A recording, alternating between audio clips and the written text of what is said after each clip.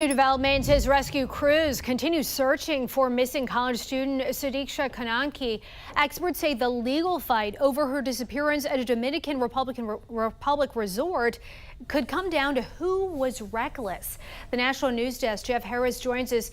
So questions about liability are beginning to surface, Jeff, especially at the resort where she was last seen. Do the legal experts you spoke with think that that's going to be an issue? I'm told, Dee Dee, depending on industry standards here for this resort in the Dominican Republic, there could be a liability issue. But if guests were acting recklessly and safety signage was simply being ignored, making a case would likely be difficult.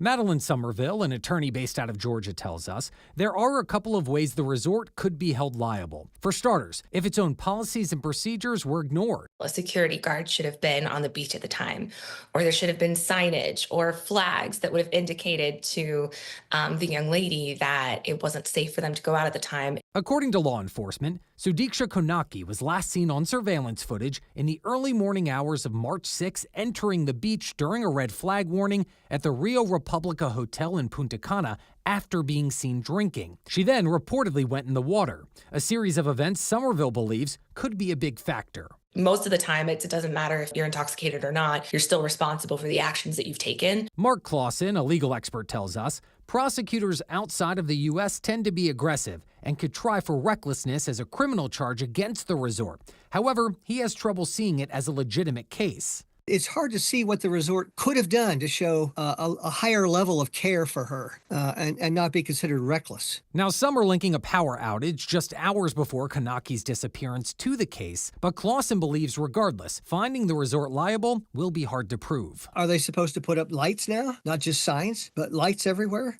So there are things that the resort's just not expected to do.